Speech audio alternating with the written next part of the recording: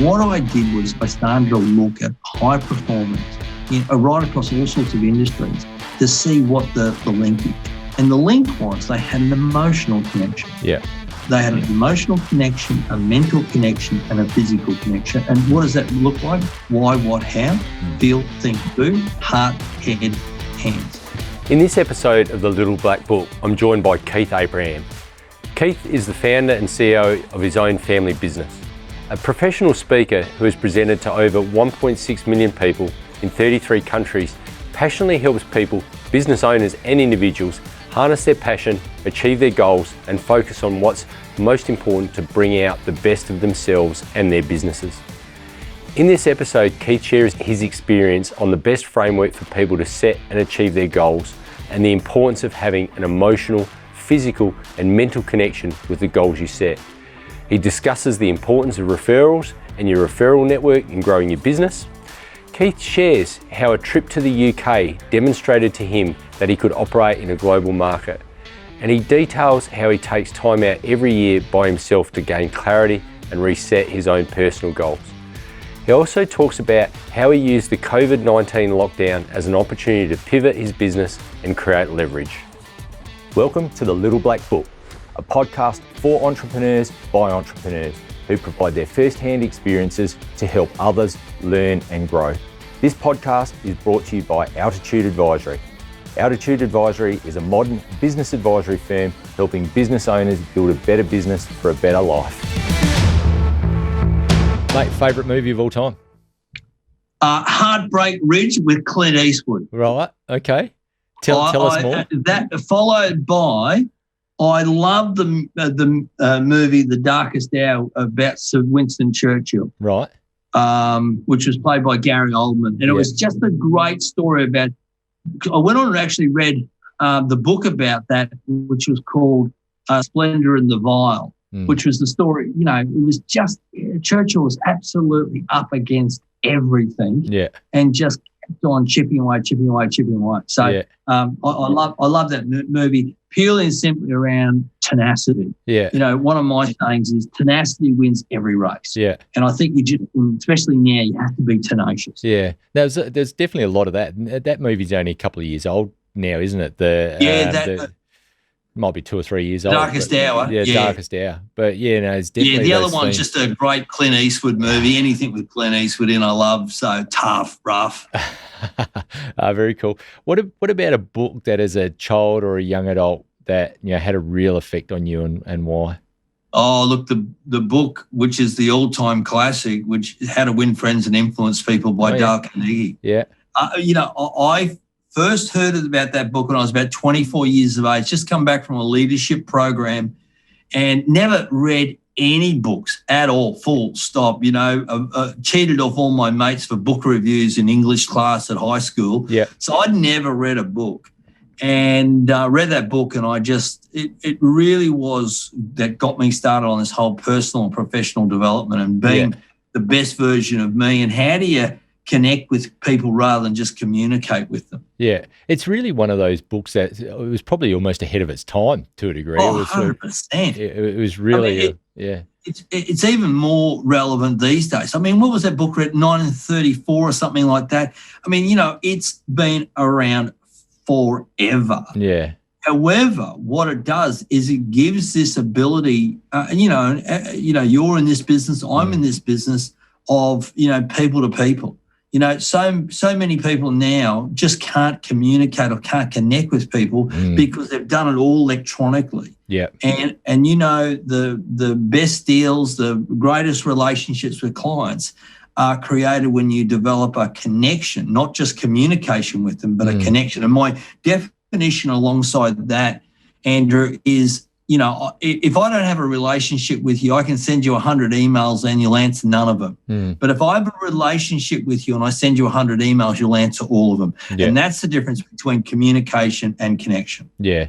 I think that makes a really good point, mate. And I think we're seeing it more and more to be honest, I'm a little bit scared as to what the future looks like with lack of controls or boundaries around, whether it be kids or frameworks about, they forget how to have a conversation or how to ask for something in a shop or doing all those sort of things. That, they're basic core principles that, we were brought up with. We didn't always get right. Well, how do they? Yeah, and Andrew, for that matter, how do they come into a workplace like yours, and then we say to them, well, we want you to be collaborative. How do what is that, an app on an iPad? Yeah. So, and that's the way that you get to know people and do business with people. And, it's so easy to buy, and I do it, you do it, buy things online and everything like that. But those bigger purchasing decisions will be made, with people trust and respect. Yeah. Well, it still comes back to that old adage that people do business with people. They don't do business with a computer. 100%. Yeah. 100%, mate. Yeah, so true. Cool. Mate, do you have a travel experience that you found to be really, transformative or, really set the path for you in your professional career? So I was training life insurance agents at Suncorp here in Queensland. And a mate of mine through the Junior Chamber of Commerce and through a program I ran said, we'd love you to come and facilitate a one-day workshop for the sales team. Mm-hmm. And I said, yeah, mate, no worries at all. And, anyway, but they wanted to pay me and that, became officially my first client. Yeah. And then I joined the National Speakers Association, and I went to a chapter meeting, and a guy there called Graham Foster, who was a great mentor of mine for a long time, said, well, look, if you're really serious about it, but you should go to Adelaide to the national convention conference of the National Speakers Association. And I went along to that with a mate of mine, and then somebody at that session said, well, we've got the National Speakers Global Conference that was in Disneyland, Anaheim, and at this huge auditorium. So the conference in Adelaide was 200 people. The conference in Anaheim was 2,500 people. Yeah. And that really opened my eyes up to the opportunity that I could, grow a business and really earn an income from sharing the messages that I was really passionate about. Yeah. And so that started me on a pretty big journey. That was that was the second time I'd been to the States. Hadn't done much traveling before, and as you mentioned in the introduction, I'm now spoken in 33 different countries, travelled to more than 50 of them, as well, and so but I think travel's a great educator, Andrew. Yeah, it gives you a different perspective. Yeah, correct. Is there anything, mate, from a personal perspective where you've travelled where something's had a real profound impact on you, where you've been, sitting on the Great Wall of China or anything like that, because you are so passionate about, your life and helping people set goals and set a path. Was there ever, somewhere where you were sitting on the side of a road or on a bus or on a plane, which made you really sit back and go, oh man, there's more to this, and this has really got me, and I really need to get this out to people that I can influence? Yeah, for me, the long-haul travel for me is never a burden. It's always this ability to have space. And I remember one of the times that I went to the UK, and it was my first opportunity to go and work in the UK for a client over there. Mm. And I was paid exceptionally well and travelled exceptionally well and all that sort of stuff. But what it got me to think about was to have the time and the space on plane with the interruption of no, phone or email or anything like that, to just think about, well, if people in the UK want my expertise, then who else in the world is who else in the world would want my expertise as well? Yeah. And I think for me, it just really embedded in the process of going, there is so much more here to, the world all of a sudden got a hell of a lot smaller in regards to, my own mindset of what I could do globally. Yeah, that's very cool. If there was another, I took Christine and the girls to Hong Kong. I was speaking up in Hong Kong, and it was, I did one keynote, but we all went up and the girls it was their first time in Asia, and it was their first time in going to the markets and bargaining and doing all that sort of stuff.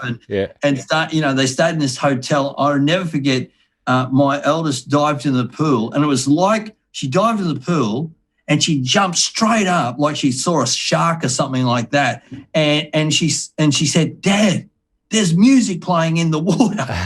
Okay, what are you doing with it? And so I jumped into the pool and I go, I can hear the music as well. So I think that it was like, oh my God, there's so many different things out there that even me, I was fascinated. Yeah. I mean, it was great to see their delight in their eyes, but for me, and I go, wow, isn't this cool that we're able to do this as a family? How old were the girls then, mate, when you took them? Oh, wow, they were young. I mean, I reckon Bella was probably about 5 and Majana was probably about 7. Yeah, wow. What a great intro to Asian travel, straight into Hong Kong. Yeah, exactly. They go, how good is this? Yeah. Cool. It was cool. It was really, really cool. Now, mate, you said and flagged, you've been doing this for 25 plus years. Now, you weren't always self-employed, or you didn't always have your own business. I reckon it's a fascinating story, but tell us, how did you get started, and what led you to get into, I guess, sharing your message via the speaker circuit? Yeah, well, as I said before, I had a mate of mine who that I knew through a couple of different organisations, and he was the sales analyst at Conrad Jupiter's on the Gold Coast, owned by the Hilton Hotel at that time. And he said, we've got this sales conference coming up, and he said, I reckon you'd be great to run a whole day. And I said, oh, look, I'm happy to do that. No worries at all. You're a good mate of mine. And he said, look, we have to pay you. And I went, no. He said, listen, you can't do it unless we pay you. And I said, oh, okay. So that was like 26 years ago, 25 and a half years ago. And so, I charged, I sort of, he said, look, we need a proposal. I went, oh, geez, what? And at the time we had consultancy in at Suncorp at the time, who trained us in at Suncorp. They were charging $1,500 a day. And I thought, I've got to be half as good as them, so I'm going to charge them $750 a day. But I grew up in the fast food industry, and it was always about the upsell. Yeah. And I went, but for $1,000, I'm going to come back and do a follow-up session 30 days later, just to make sure people are implementing the ideas. Yeah. Well, that's been a great strategy of mine for 25 years. And so... So he said, now, by the way, it took me probably about 7 hours to put this proposal together, where today it's like about 10 minutes. Yeah. And sent it off to him. He said, love it, but you have to talk to my boss. And it was a guy called Bob Hagley, who's Director of Sales and Marketing at Conrad Jupiter's. Now, this is the first time this was the very first sales meeting that I ever did. This has never happened to me in 25 years. Yeah. Ever since. So go and meet Bob, get all dressed up, turn up, and he goes line by line through this proposal, including the agenda. He said, okay, so what questions are you going to ask after you've completed this activity? I'm going, holy shit, this is 90 minutes of this. Yeah. Get to the end of it, he said, yep, we're going to go ahead, but it's not coming out of my budget. You have to talk to the director of training and HR, a lady called Alison Day, who's still a client of mine today. Yeah. And went and spoke to her, and she said, this is great. This is fantastic. She said, what else can you do for us? I said, well, actually, Alison, I actually work full-time at Suncorp. I was still working at Suncorp because this conference was going to be on a Saturday. I said, I actually work full-time for Suncorp. She said, we don't care. She said, we run training 24/7. We run training 365 days a year. We run training sessions at 3 a.m. in the morning when the shift of croupiers come on for that morning shift. We do that. And she said, what else can you do for us? She said, could you do something on lateral thinking for a leadership group? And I said, well, I've read De Bono's book. And so all of a sudden, and then something else happened with another mate of mine from the junior chamber. He was wanted some team building, saw what I was the president of the Junior Chamber of Commerce, and he said, could you do that with my people? I said, yeah. And then I said to Christine, we're married, no kids then, and I said to Christine, I said, I might give this a crack. What's the worst thing that happen? We don't own a home, we've got very little overhead. What's the worst thing that happens? If this doesn't work, I'll go and get a real job. If I can't hack it, if I can't sell, we'll go and get a real job. And so I went and gave notice to my boss in January, took him out to lunch because he had a habit of, if you quit, have security march out of the building. Yeah. So I thought, if I'm out of the building, he can't do that. Yeah. And he said to me, do you want more money? I said, no. I said, I think I'm going to make more money, but I'm not doing this. I'm not doing this. I just feel this is my calling. This is what I need to do. And I started from, zero clients, unlisted phone number, because, work from home, pretty well always work from home.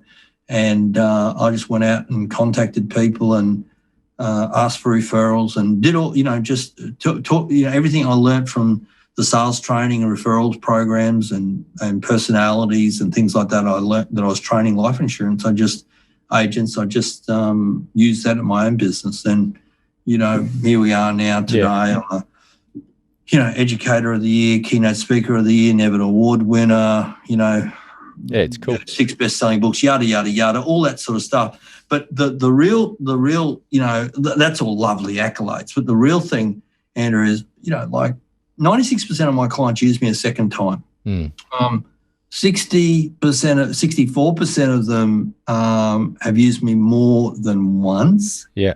And 34% of them have used me every year for the last 10 years. And I'm talking companies like Toyota, Lexus, Maserati. I'm talking Mercer, AIA up in Asia. I'm talking all these global brands. And that's the thing I'm most proud of, because I honestly, and you work on the same philosophy, they only invite you back if you're any good. Yep. No, you're exactly right. Mate, one of the key messages or learnings that I've got from you, I've been through a number of your workshops and we've known each other for a while, is you've got this really cool and unique way about breaking something which people generally find really hard, setting goals, and breaking it down into a framework that's really quite simple. Now, a lot of people and a lot of businesses I work with really struggle with that aspect of their life, whether for various reasons, which I might, you might share some of your insights on that. But I think it's a really cool story how you've been able to chunk it down to make it easier for people to comprehend and understand and give them a path looking forward. Can you just tell us about that? Yeah, sure, love to. See, here's what I've learned after speaking to 1.6 million people around the world about goal setting, is that most people, unless you have an emotional, mental, and physical connection to your goal, you will never truly be compelled, connected, or committed to it. And why do we need those three? So we will go and do the uncomfortable, the inconvenient, and the unknown. Yeah. And so one of the things that I was fascinated with is, why do smart, intelligent people set realistic, tangible goals and yet they don't achieve it? And yet they have capacity and capability to be able to do that. And for me, it got me on a pathway now, 18 years of research later, it got me on this pathway to say, what is the missing link? Why does this person achieve and yet this person doesn't? How does this person get in this corridor of clarity and this person in the chasm of confusion? And so what I did was I started to look at high performance right across all sorts of industries to see what the linkage. And the link was they had an emotional connection. Yeah. They had an emotional connection, a mental connection, and a physical connection. And what does that look like? Why, what, how? Feel, think, do, heart, head, hands. And so when you understand that framework, then what I did is, most people were talking and have talked about SMART goals. And SMART goals are, I don't know, close to, 44 years old now. And SMART goals never covered the whole emotional connection. So you and I will do something out of our comfort zone because it means more to us emotionally. Yeah. makes sense mentally, makes sense. I know what the steps I have to take, so why don't people do it? So I created what I call the goal driver formula. Here's what I can share with you, is that every person on this planet can experience 135 different emotions. 64 of them are positive. Just if you break those 64 positive emotions down, they break down into 8 key areas. People want to feel successful, no surprise there. But people want to feel successful, people want to feel inspired, people want to feel purposeful, people want to feel happy, people want to feel organised, people want to feel confident, people want to feel respected, and people want to feel relaxed.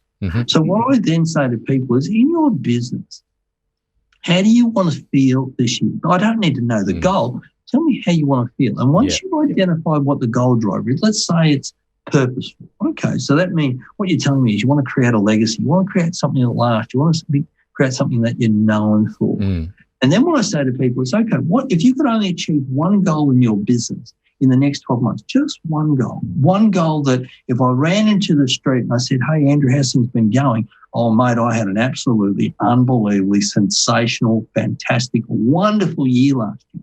I'd go, okay, well, tell me more. What did you achieve? What would that one goal be?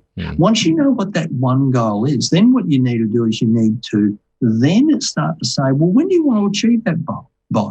You got to pick a date, because we work best to a deadline. What's the most productive day of the year? Day before you go on holidays. Why? Because you go to work with a list. You've got a time frame. I've got to be out of here at 5 o'clock to pick up the kids, go to the airport, when we could still, remember that, travel, and so those types of things. And so then what I do to people, so that's step 3. Step 4 is amplified attitude. You've got to have the right mindset. If you don't believe you're worthy, deserving, capable, you won't achieve it. So there are 6 amplified attitudes. And what I mean by an amplified attitude, so the amplified attitude is I have to turn it up. I have to really live it, breathe it, think it.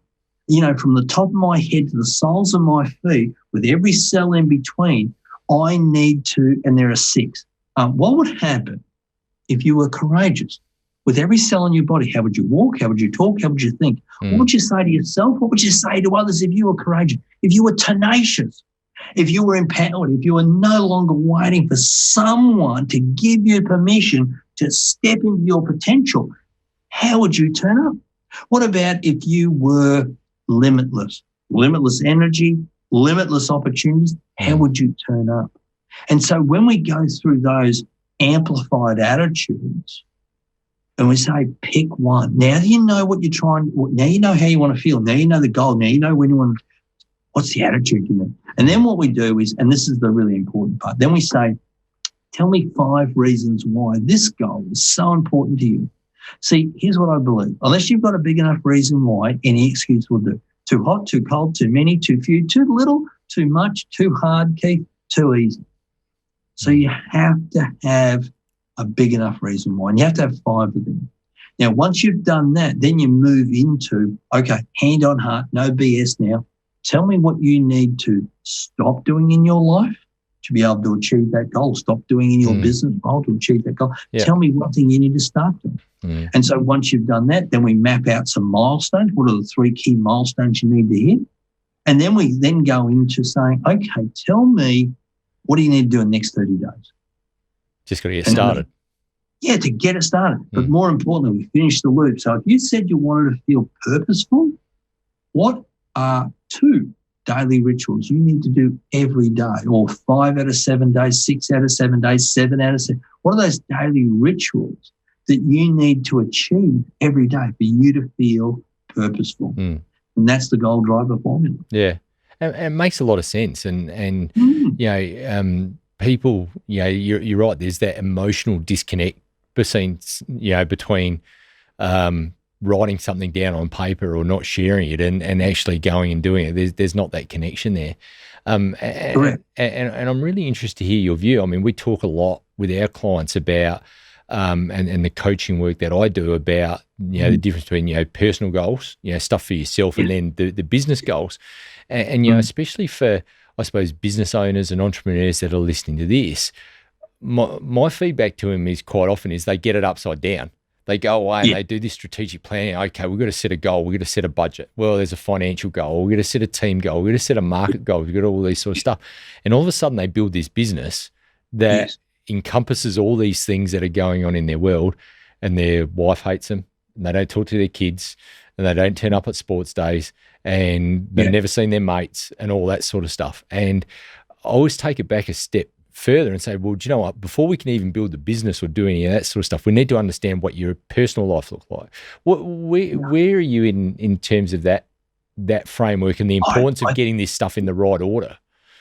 Yeah, you've got to have two levers. You've got to have personal goals, locked in, and then you've got to have your business goals locked in. I always think, Andrew, it comes down to the goal beyond. I often talk about this concept of, people go, I've got this goal. Great, fantastic.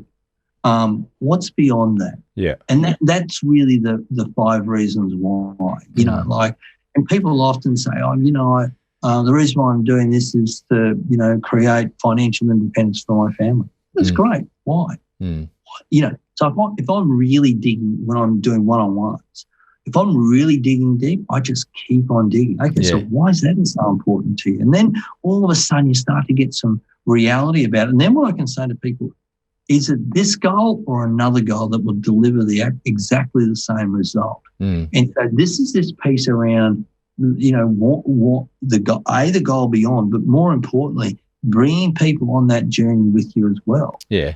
Because otherwise there's no success if you've got nobody to celebrate it with. Yeah, and that's great. The last thing, I was just going to say, the last thing, I would hate my kids to go, my dad was a sensational speaker, world-class presenter, just wonderful at wowing audience. He was a shit-house father, but geez, he was a good speaker. Yeah.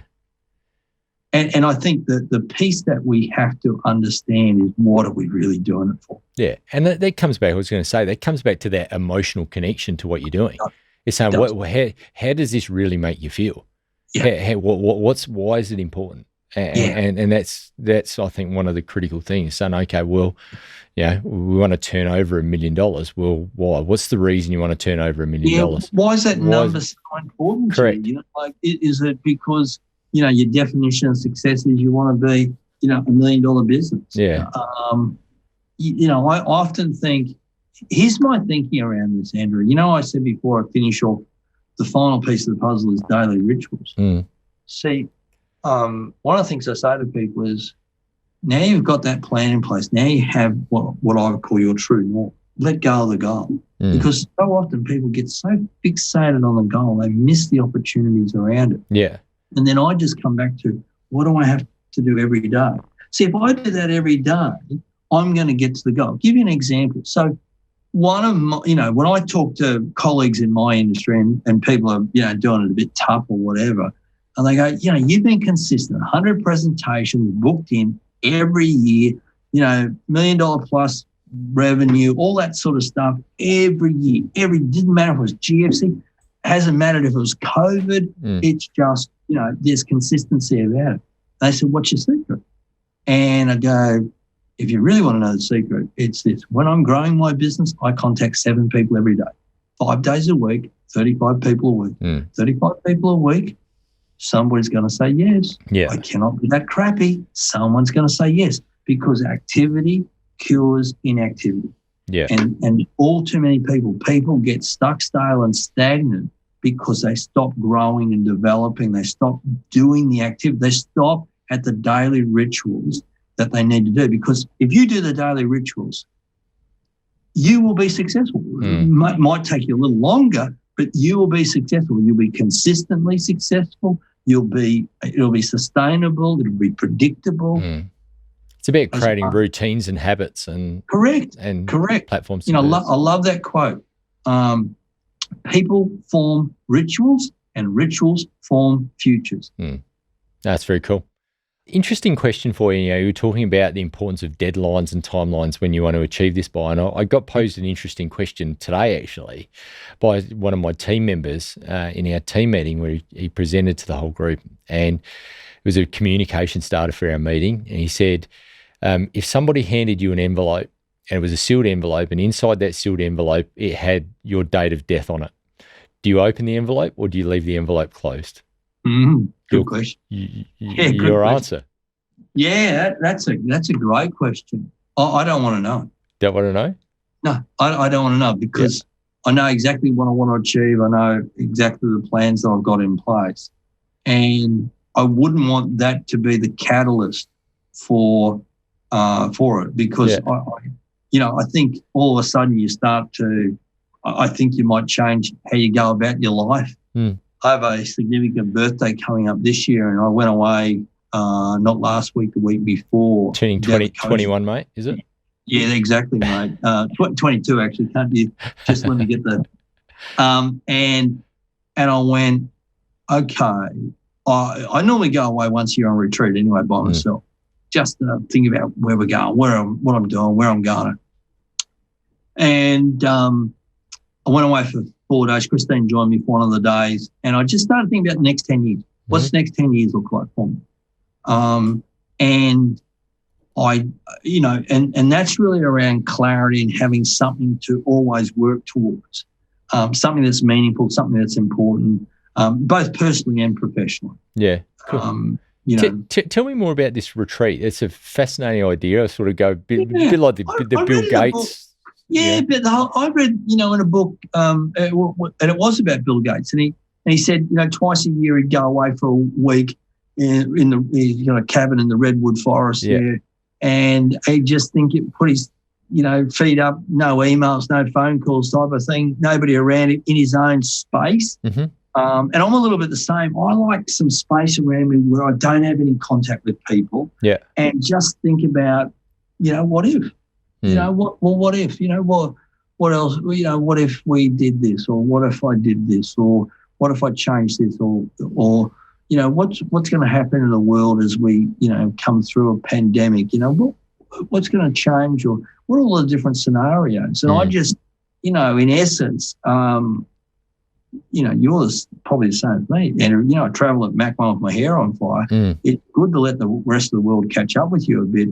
And it's good to have some quiet time to ponder the future. Yeah, that's really cool. I think it's a good learning for people to take some time out and reflect and plan. And, we can get caught out, on that hamster wheel of just doing stuff. Exactly, and mate. it's a really good routine and habit to have in play to, just take that time out and say, well, where are we going? Yeah, 100%. That's a great share. And if you don't do that, geez, a year goes in a half. Yeah.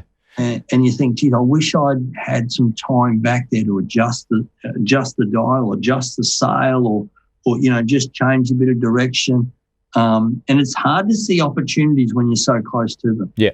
So, when you're here with, you can't see that opportunity. But when you give it some space, you create some perspective, and that perspective gives you, the ability to sort of, think it through the scenarios. Not think through one layer, but think through 10 layers of what that might look like. Yeah, no, exactly right. I mean, we often talk in our business about being a meerkat. You see the meerkats running around on the ground, but then the meerkat, you've got the meerkat standing up on his two legs, poking his head around and taking time out and seeing what's going on. You mentioned before how much travel you've done, how much speaking you've done. The last 12 months has blown that up for all of us. Mate, how have you pivoted your business to, because, you said before, it really hasn't, had a massive impact on you. How have you pivoted? What have you done? How did you come up with your frameworks? Yeah, great question. So I was coming back from London when it was all just starting to go, this COVID thing, I hadn't heard of this before. Yeah. Oh, actually, sorry, that was when they were still calling it the coronavirus. Right. Until Corona Beer said, hey, listen, don't call it that. I came back to Australia. I had a bit of a cough and a cold because the guy sitting alongside me was coughing and spluttering. I thought, geez, have I got COVID? So I went up to the hospital, walked in the emergency there, and I said to the person and the registered nurse, just come for a COVID test. Oh, geez, there's like two guys like under the arms, like carried me out the back, and all clear and everything like that. I then, it hadn't really bitten in Australia, but it was just, the smoke was on the horizon. I did a conference in Sydney for Maserati. I did a conference in Adelaide. Then I flew to Port Douglas. That was the last conference. That was, March. Came back from that, and I went, right, firstly, let me just think about what's going to happen. Now, understand, I speak at 100 events a year. I'm booked 12 months in advance, 70 events cancelled in about 10 days. And I said, right, what do I do? And first thing I did, make sure all my family was okay. My mum's in a nursing home. I'm the youngest in my family. Made sure my two daughters, 20 and 22. I made sure. So in the first week, I made sure that people who looked after us was okay. So the guy who makes my shirts, the tailor that I've always bought all my clothes from, I made sure he was okay. And I said, you know what, I'm here to help you. What do you need to do? Do you want me just to, happy to help you however I can in your business, So everybody, all the drivers and everything like that look after me all around Australia, just made sure they were okay. Then I sat down and I went, right, this is going to be around for a while, so I need to get great at virtual. Never done a virtual presentation before, ever, since, like April last year. And so I built a studio and found a guy to help me. I did about 40 hours of research on how to become a better virtual presenter, because it's a little different standing on stage to being on screen.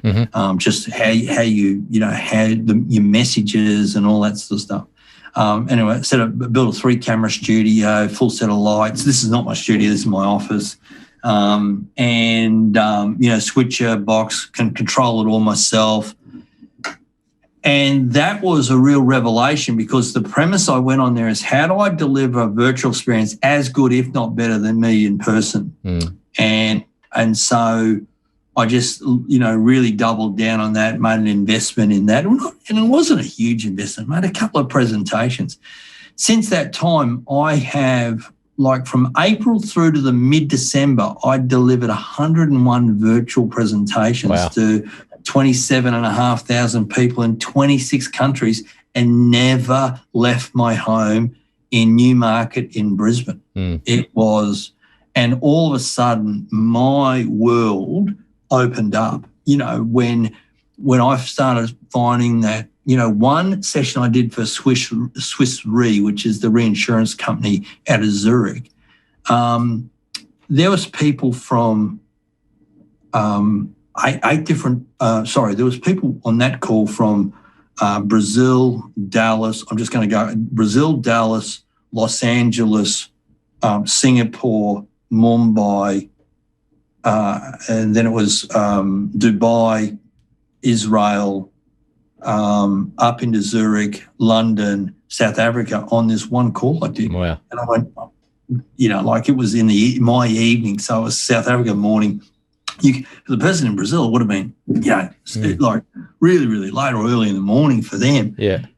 And I went, there is no boundary. I have no boundary to where I can spread my message. So that's what I did, and it's been a real blessing, and it's been fantastic for me personally, and it's been very, very lucrative as well. Yeah, that experience there almost takes you back to your full circle when you did that first trip to the UK. Where you're going, gee, the world is small. If they want, well, all of a sudden the world's become a whole lot smaller. 100%. And when you get, as I said, that many people from all different time zones, and I tell the other revelation of me. I know this sounds, I must sound like a numbnut when I share this with you, but I did a pre-record for a client in North America, direct sales business. And then I spoke at the FPA, the Financial Planning Association, and I was just about to go live for the FPA in my studio here in Brisbane. And I started getting all these messages coming through my phone, great presentations, greetings from, Illinois, greetings from, Pensacola down in Florida. And I'm going, what's going on? And then I realised, I've done a pre-record. So here I am presenting at exactly the same time to 2 different companies, 2 different audiences in 2 different countries at exactly the same time. And I'm thinking, how cool is this? You know, because I'm limited by time. Now I'm not limited by distance, and I'm not limited by time, because I can belt out three different pre-records, and they can all be going at the same time for companies anywhere in the world. That's very cool. That is very cool. Very cool. Mate, what are some of the goals that you've set for yourself that you're yet to achieve? Well, for me, building up a leveraging my IP. So, I've got books and stuff like that, and that's nice and everything, but I'm working on a diagnostic tool at the moment to help people identify their goal drivers, and that will give people an understanding of exactly what's going to drive them personally and professionally, and cool. A deep understanding of what their fears are, what their challenges are, their leadership style, what they have to do to professionally develop themselves to strengthen, strengthen the other drivers in their life. So that's one goal I want to achieve. And that's not only just have a big impact on people. That would be one. I'd love to write a New York Times best-selling book. I haven't done that. I've got obviously other types of bestsellers, but New York Times is like a really great credential. And the other thing, mate, is just personally at the moment, I'm really just focused on my health. So, just working on, back down to, 78 kilos. So I've sort of, been chipping away over the last 3 weeks and just been exceptionally disciplined at the amount of exercise and what I eat and what I drink and what I don't do. And so that's a goal that's sort of been hanging around for a while. I've hit it a few times, but it just hasn't been sustainable. And that's what I'm working on right now. Yeah, very cool. Do you have a life motto? Yeah, focus on what counts. Focus on what counts. Yeah. Yeah, very cool. You got to starve your distractions and feed your focus. Yeah. And I think so often it's the other way around. We're feeding distractions and starving our focus. Yeah. And so that just gives me. Now, that's pretty well been one of my mottos all through my personal life. My current motto at the moment is what have I got written on my wall here? Think bigger, be braver, and become better. Yeah. So I just need to think bigger, bigger, bolder. I need to be brave enough to get out of my comfort zone. Yeah. I wouldn't have said I was in a comfort zone, Andrew, but when COVID hit and I had to learn how to do virtual, I thought, geez, maybe I have been just cruising along a little. Maybe speaking professionally has just started to become pretty easy and I hadn't continued to evolve. Yeah. And then of course become better is, I have to become better.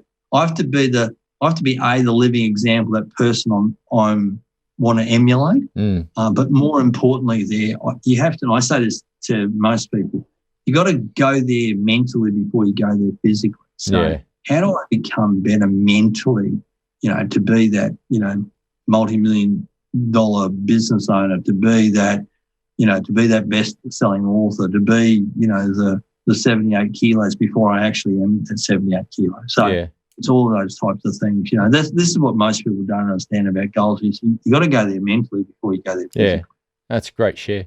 You mentioned before one of your original mentors, Graham Foster, and I'm curious as to, now that, you set goals, one of the big things I think is accountability and so forth that go with that. Do you have a group of mentors or a mentor or coaches that you work with? Yeah, I do. I have a number of great people around me. So firstly, I have a mastermind group of other professional speakers. So there's 5 of us in total, and we get together every quarter. Yeah. Pre-COVID, we'd get together physically every quarter. Mm-hmm. During COVID, we got together in essence every second month virtually, just to keep each other, and we hold each other accountable. We share our goals, and so when we come back together and in 2 months' time, people, whoever's sharing the meeting will say, okay, you committed to this and this and this. What have you done? Yeah. And so when you know that's going to happen, you tend to go and do the work. I've got a great mentor in Jack Daly, who, you know really well, probably been on your podcast. And I talk to Jack every month and just really bounce ideas around with him and just, Jack's me in 13 years' time. So, he's such a wonderful role model around his health and his fitness and his speaking business and just his vitality and energy. Yeah. I got a financial mentor. I've had health mentors along the way as well. I've had speaking mentors, as in, I have a couple that just work with me around my own presentation skills. So I've just always doubled down on having mentors for specific things. Not one, but multiple mentors who are just the very, very best at that, or the very, very best. And then what encapsulates that is a mastermind group. And then what sits around that as well is just a network of people like Rob Nixon and people like that who I catch up with and can bounce ideas around, and they're business savvy, they're commercially astute, and they will look at it from a bigger, greater position or perspective and help me see the blind spots. Yeah. And so that's really powerful. That's great. That's a great share. Mate, thank you. This has been a lot of fun. Hey, thank you. Thanks for the opportunity. Thanks very much. Cheers. Hi, I'm Keith Abraham, professional speaker, best-selling author. Thanks for joining us on The Little Black Book.